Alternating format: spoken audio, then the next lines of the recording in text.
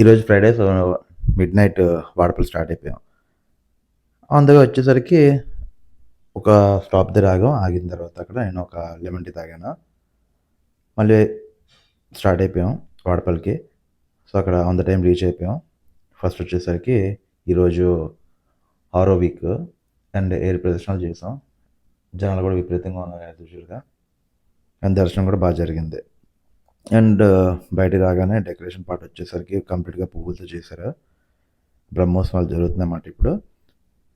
దానివల్ల జనాలు కూడా ఎక్కువగా ఉన్నారు. సో, అంతా బాగా జరిగింది దర్శనం అంతా.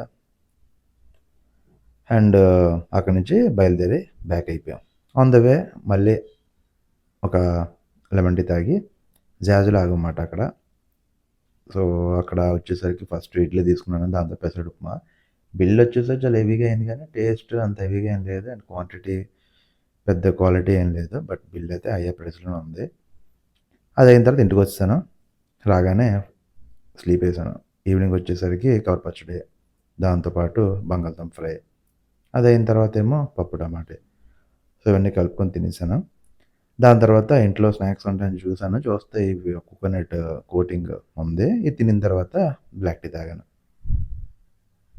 దాని తర్వాత నైట్‌కొచ్చేసరికి పెళ్లి రిసెప్షన్ ఉంటది అక్కడికెళ్ళాం.